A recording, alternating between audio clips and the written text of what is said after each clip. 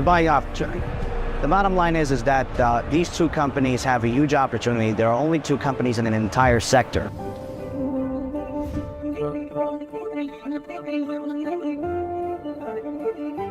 My story doesn't start with religion. My story doesn't start with the truth. My story starts with Alma de Shikra, the world of lies. God gave, God took, may His name be blessed.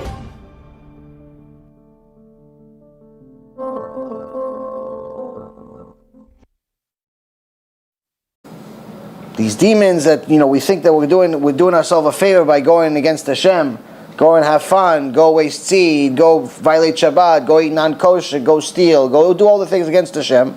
We think it's fun. We don't realize those same things that are so-called fun are going to be the prosecutors against us.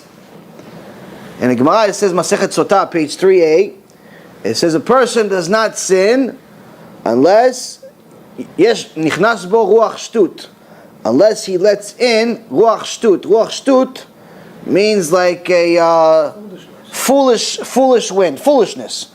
Someone doesn't sin unless foolishness was let in. So the Rambam in Shmona Prakim,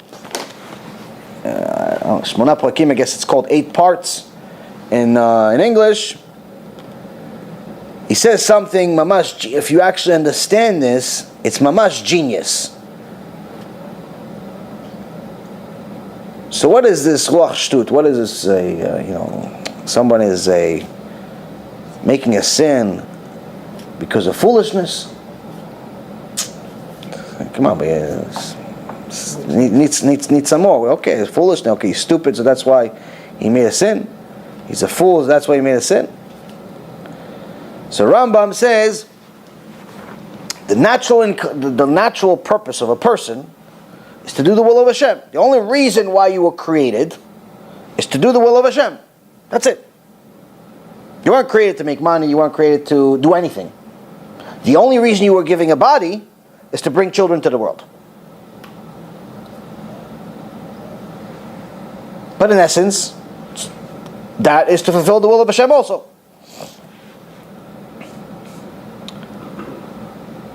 So he says when someone is sick, physically sick, they tend to think and feel their senses go off in the opposite direction, where the things that are usually tasty, they don't like, and the things that are disgusting, they tend to like. I can tell you a personal story that's funny. One time, God bless my wife, she wasn't feeling well, and I don't know, she likes pizza, so we ordered pizza, and she likes to put toppings on her pizza, and I saw that she's putting a lot more than usual. Okay, and she's eating this pizza, and she's like enjoying it. It's like great. She goes, "You should have a piece, my pizza." Anyone that's good wants to share good with someone they love. So she gives me this pizza slice, and I take a bite. I'm thinking it's going to be good, so I take like an extra big bite, like I haven't eaten in 5 years. Yeah. Everything she put was salt. It was the most awful pizza you could ever imagine. I wanted to throw it across the room. Like, what? What did you do this? And she's like, what? It's delicious, no? So that's what happens. When someone's sick, their taste buds are off. Their taste buds are off. She says the same thing goes with someone that has a sick soul. Someone that makes sins. In essence, he's making his soul very sick, because his soul is pure. So when you add sins to this pure soul, you're dirtying the soul, you're marking the soul with things that are against it. You're making it very sick. You're infecting it with spiritual disease. So now all of a sudden this soul, the Rambam says, is going to desire things that are bad for it. It's going to think that the things that are bad for it are good for it, and the things that are good for it are bad for it. Meaning he's going to think, this person that's making sins is going to think that the strip club is good, even though it's bad for him. The girlfriend is good, even though it's bad for it. Going to a mixed wedding is good, even though it's bad for him. Eating not kosher, good, but it's bad for all these things are bad, but that's what he desires only. Because his soul is sick. And his taste buds are completely off. And the things you want to tell him, listen, come to Shiur Torah. No, it's 9 o'clock, it's late. Yeah, but you go to sleep at 3 o'clock in the morning anyway. If you went to sleep at 9 o'clock, okay, fine, okay, it's too late for you, but you go to sleep at 3 o'clock in the morning anyway. What difference does it make if it's 9 o'clock? You just woke up at 9. Okay, well, why don't you do tefillin today? Nah, it's tough. I'm not really into it. Why don't you keep Shabbat? No, that's too much for me. All the things you tell him to do something that's good for him, all of a sudden he's like rejecting it like it's poison. It's all the sins that he made, the Rambam says. All the sins that he made. It says here, when people are ill, their senses are confused, and they taste the sweet as bitter, and the bitter as sweet. They consider things that are pleasurable to be disagreeable, and will powerfully desire and will derive pleasure. They'll actually enjoy these bad things. It's not that they're just doing bad things and they hate them. They're actually, even though their soul is being damaged by it, it's actual poison for their soul to be with the, with all of these sins. They think they're enjoying it.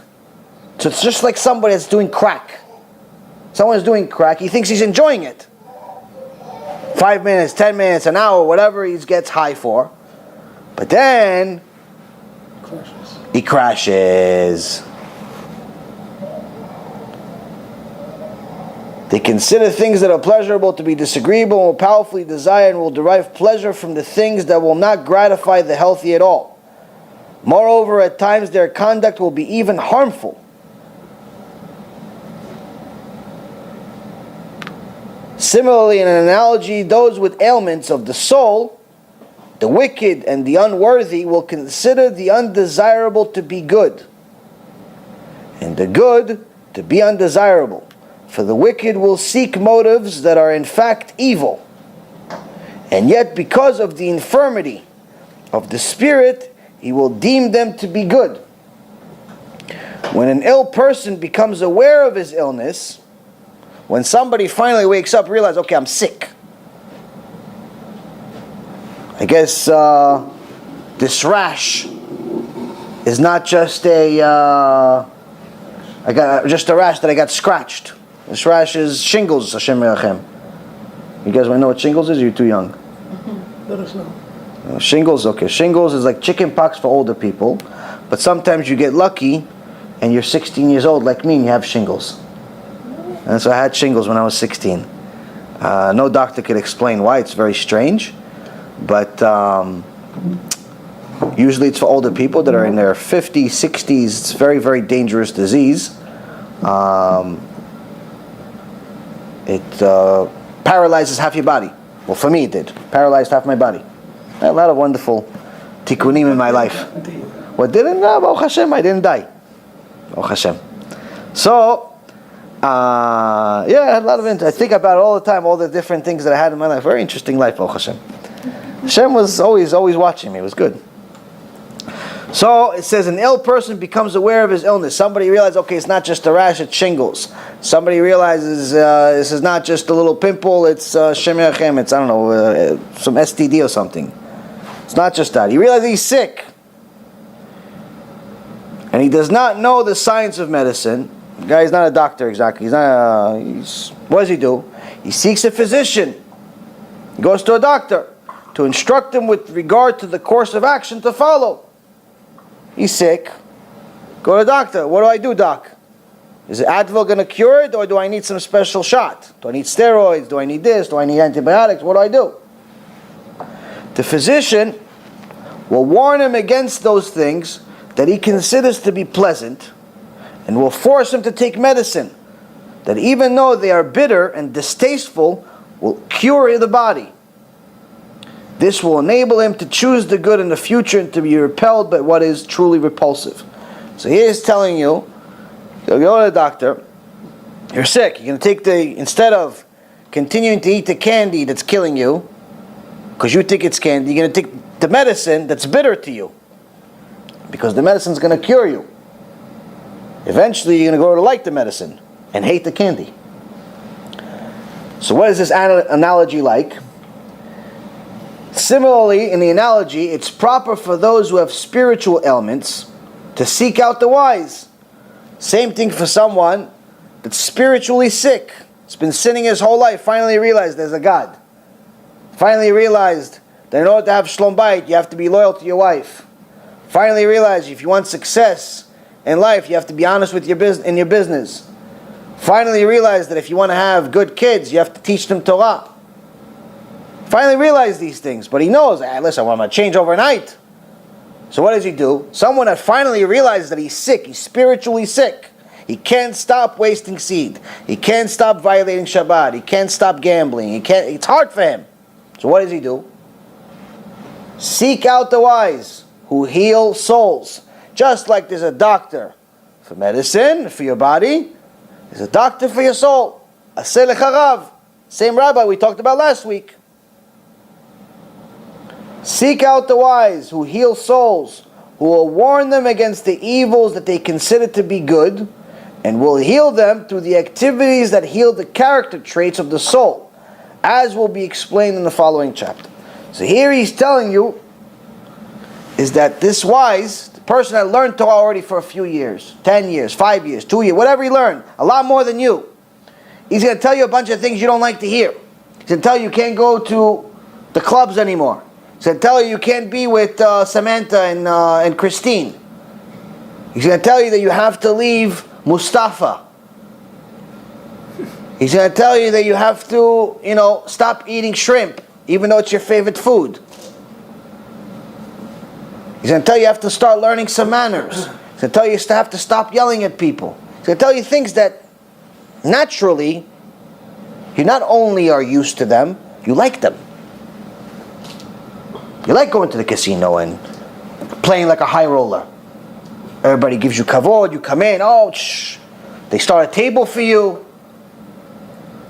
This is what happened. I used to go to a casino, they would start a table just for me. I felt like, top of the world. Then I found out that gambling is stealing. Okay, it's not God's will. Can't go gamble anymore. No, how hard it was. Because you enjoy it. It's not like you don't like it. It's not like all of a sudden I don't like gambling. If I was allowed to gamble, I'd gamble today. But it's not allowed. So to play it aloud is okay? $1. According to Rav Kanievsky, $1 maximum. $1 maximum. Some say $2, but that's it. So here, he's not telling you that, listen, all of a sudden, you're going to start hating money and liking Torah. No, he's telling you, you're going to actually like these sins that you're making. You like the non-Jewish girlfriend, the non-Jewish boyfriend, you like the shrimp, you like the pig. All of those things you like, you still have to stop. Because they're bad for you. And only a wise man can tell you that. Why isn't he saying only a rich man? Why isn't he saying only your friend? Why isn't he saying only one of the boys that grew up with you? Why does he say only a wise man? It's not politically correct. Wise man is not politically correct. Chazak Baruch. Wise man meaning wise in Torah. Wise man meaning he's davuk LaHashem. He's glued to Hashem. He doesn't care about your money. He doesn't care about your opinion. He doesn't care about your feelings. He cares about your future. He cares about your neshama. Even if it hurts you. In the beginning, he knows it's going to benefit you in the long run. So he's telling you, he's going to tell you things that you think are good, but he knows it's bad for you. You just can't see it. You just can't see that it's bad for you because you're in it. You're still going like this every day. You're still putting it in your arm every day. You think it's good for you to put the needle in. You don't realize that it's bad for you. Like, yeah, I only suffer for 8 hours. Yeah, for what? For 5 minutes pleasure? You suffer for 8 hours, 5 minutes pleasure, and you're not only suffering for 8 hours, the rest of your day is jacked. The rest of your day is all gone. You're stealing money from your mom, you're stealing money from your wife, you don't see your kids. It's not just 8 hours. And for what? But you don't see it because you're blind. You don't even know you're sick. Finally you realize you're sick, listen to the wise man. Listen to the wise man, because the wise man's going to tell you what Hashem said. Without thinking about, no, is he going to give tzedakah, not give tzedakah, is this, is that. But the wise man only gets wise over time after you do tshuva. You stop doing all the bad things. You're going to have to grow. The same one that got you out of Gehenom now has to get you to Gan Eden. You can't get there by yourself. I've heard enough. New arrival screams, echoing through the hallway to know that this ain't good. Once they pass them through the infierno, they don't come back. It's enough to make you go crazy. Do not think we fear you, Spirit.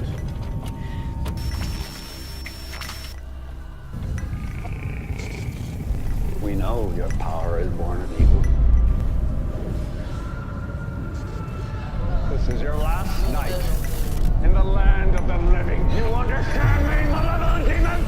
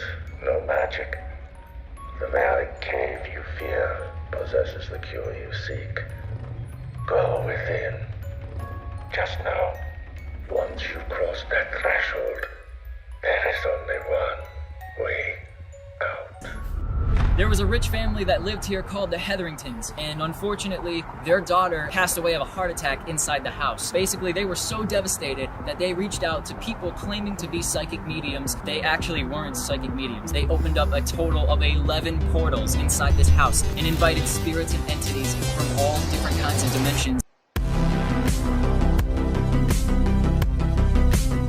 Well, I think there are certain pieces of evidence that there is an afterlife. Resurrection of the dead is affirmed pretty clearly in the Talmud and the Midrash. To be honest with you, to give this lecture is a nightmare. If it was up to me, I wouldn't. There's going to be some graphic details. This place is a maze.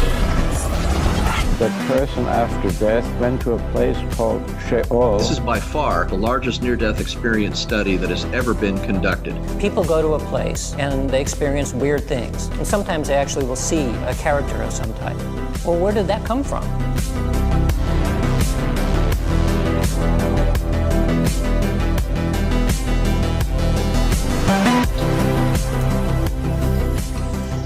I don't know why that one chain is swinging back there.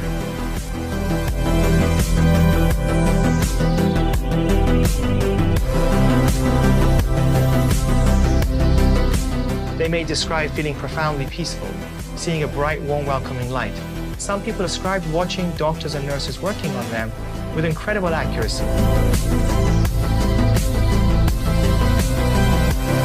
Next thing I knew, I was above my body watching the operation. How long did you feel like you were gone? I went to a place of timelessness. And so what that means, it could have been a second, could have been 5 minutes. I don't know.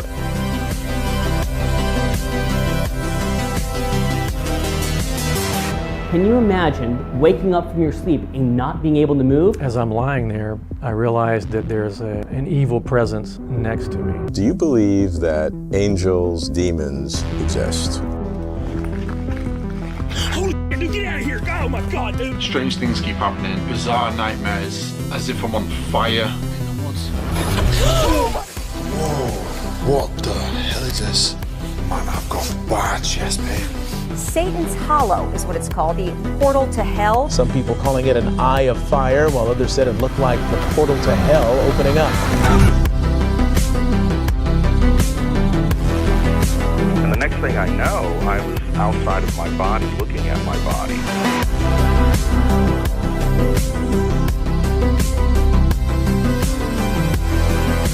What I'm going to do is called claromancy, the art of throwing lots or throwing bones. 2,000 years of experience passed down, recorded, of how demons work. God has them all on a leash, and he lets the leash go enough to let them tempt us, because that's what makes us spiritually stronger.